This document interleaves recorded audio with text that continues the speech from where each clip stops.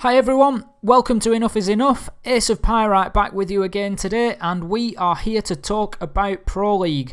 We find ourselves just around the corner from Season 7 LAN Finals, which will be hosted in Atlantic City, and the 8 teams currently displayed on the screen are going to face off against each other in some of the best Siege action in the world for that huge prize pool and the title of Season 7 champion. Now, I'm not going to bore you with a list of reasons why you should watch Pro League.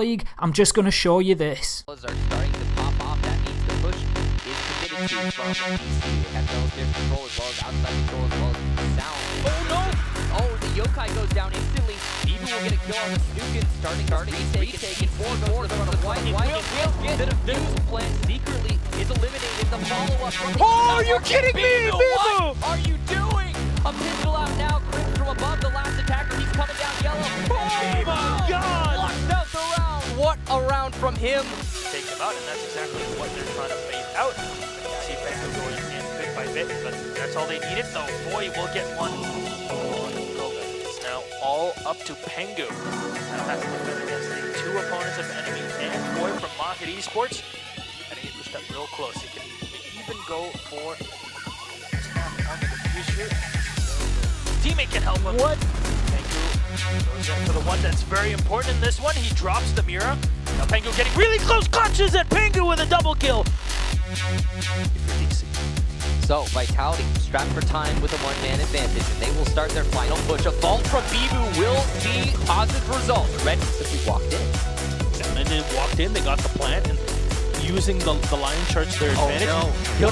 He'll drop him down, and Reynolds will get killed. A very big nuisance. The SK eliminated Gohan, and Mav's sitting at the bottom of the stairs, guarding that diffuser.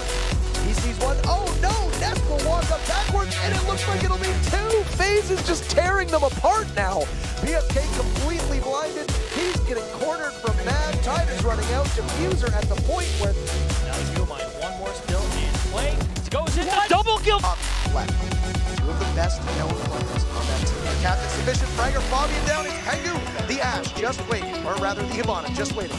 They'll look to push together. Diffuser in a position where they'll have to see when the Hibana goes through. One will cover the doorway as they start to defuse. Pengu goes for one on the Young. Can he go the second?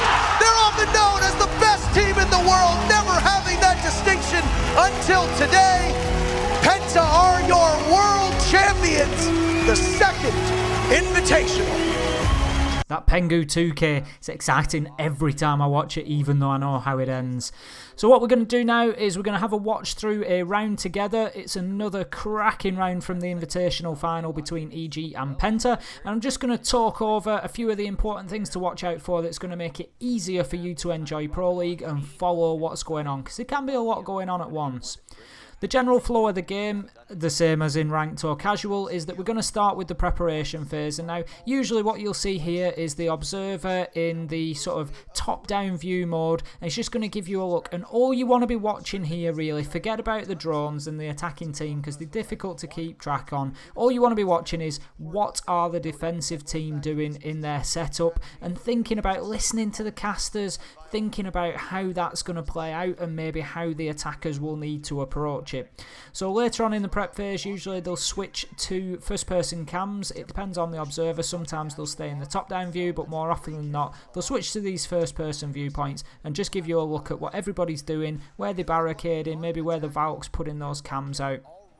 And again, it just gives you a good idea. In terms of improving your own gameplay, it can be very difficult to follow Pro League strats from watching the Pro League streams. And also, your Pro League strats often aren't going to work in ranked because players just play very differently.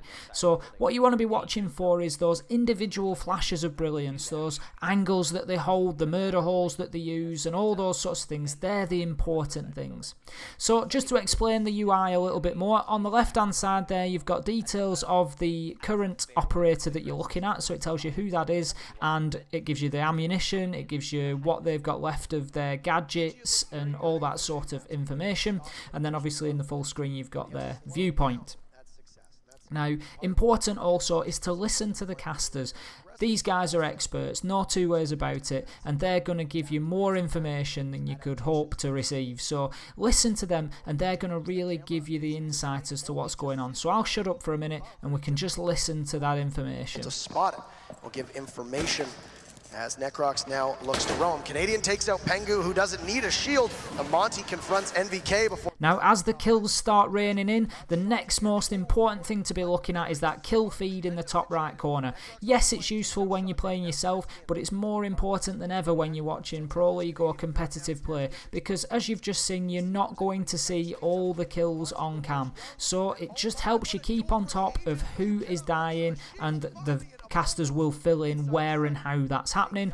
And also you want to keep an eye on those operator icons up at the top, the two bars. They are very, very important just to watch who is left, which operators are left. Is it a 2v2 or 3v2? And it's just the best way to keep an eye on the round count and how things are going.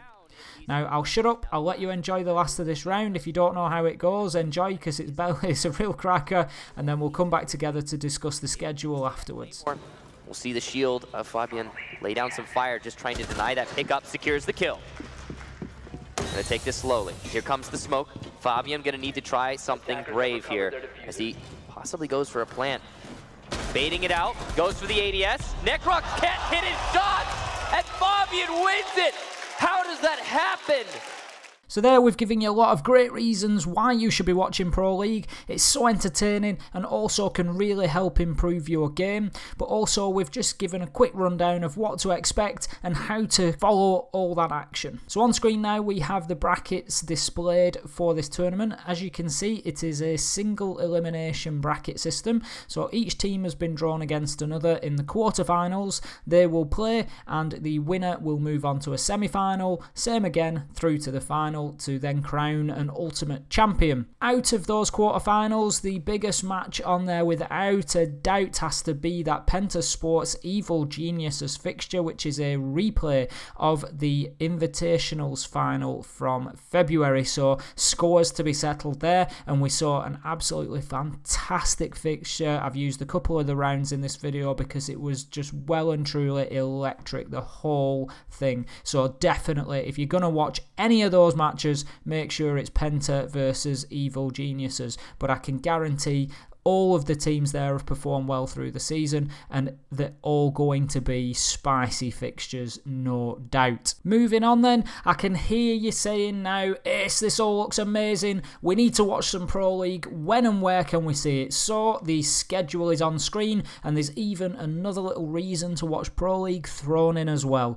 So as you can see there, this is running over Saturday and Sunday, which are the 19th and 20th of May, and they will be coming live from Harrah's Resort in Atlantic City. So the first day is largely taken up by matches, but then on the second day there you can see that we've got a couple of panels. So we've got the esports panel, which will likely be some experts from Ubisoft talking about esports in general and where Siege fits into that and the plans for Siege as an esport going forward. And then also excitingly listed as 4:30, the Operation Parabellum reveal. So this is something that they do quite frequently. It's pretty much the standard procedure now.